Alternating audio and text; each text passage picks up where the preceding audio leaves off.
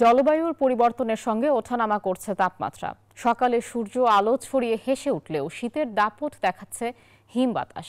দর্শক, আজকের আবহাওয়ার বিস্তারিত জানাতে সরাসরি যুক্ত হচ্ছেন সহকর্মীরা। প্রথমেই যাচ্ছি লালমনিরহাটে, সেখানে আছেন সহকর্মী রবিউল হাসান। রবিউল, আজকে কেমন শীত পড়েছে এবং চাহিদা অনুযায়ী নিম্ন আয়ের মানুষ শীত বস্ত্র পাচ্ছে কিনা?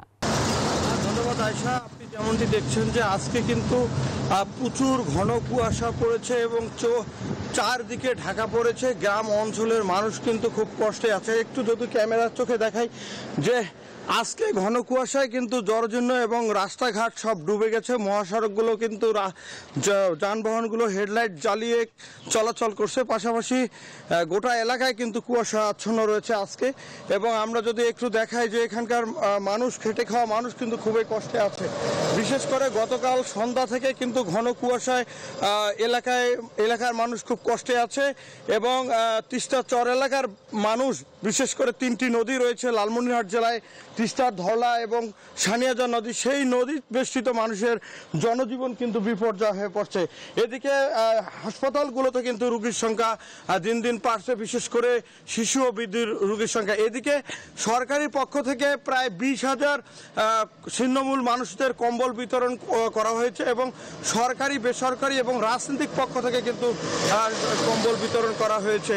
তো এই ছিল আমার কাছে সর্বশেষ। লালমনিরহাট থেকে ফিরে যাচ্ছি পঞ্চগড়ে, সেখানে রয়েছেন হায়দার, সেখানকার শীতের সংবাদ জানতে।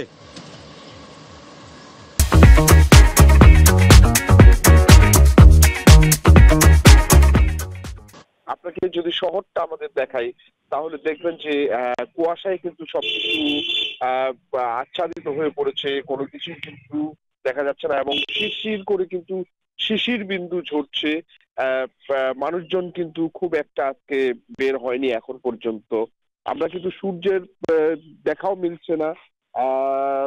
গতকালকে কিন্তু বিকেলের দিকে একেবারে ঠিক গোধূলির সময়ে কিন্তু সূর্যের একটু দেখা মিলেছিল, কিন্তু আজকে কি পরিস্থিতি দাঁড়াবে সেটা কিন্তু এখনই বলা যাচ্ছে না। এবং কুয়াশা ঘেরা এই সকালে কিন্তু মানুষ জুবুথুবু হয়ে পড়েছে। সাধারণ খেটে খাওয়া মানুষ কিন্তু এখনো কাজে বের হতে পারেনি, কাজে যেতে পারেনি এবং রাস্তাঘাটে কিন্তু হেডলাইট জ্বালিয়ে যানবাহন চলাচল করছে, আমরা সেটা দেখতে পাচ্ছি। আবহাওয়া অফিস আমাদেরকে জানিয়েছে আজকে 10.7 ডিগ্রি সেলসিয়াস তাপমাত্রা নির্ণয় করা হয়েছে এবং এইরকম পরিস্থিতি কিন্তু সামনের দিকে আরো যাবে এবং মৃদু তীব্র এবং মাঝারি ধরনের শৈত্য প্রবাহ কিন্তু বয়ে যাবে। যেহেতু এটা মাঘ মাসের কনকনে শীত কিন্তু এখন অনুভূত হচ্ছে পঞ্চগড়ের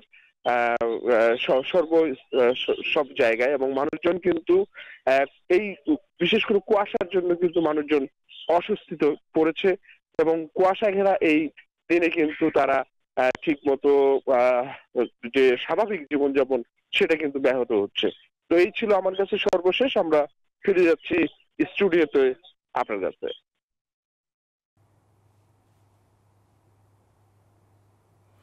হায়দার, আপনাকে ধন্যবাদ। সেই সাথে ধন্যবাদ রবিউল হাসানকেও।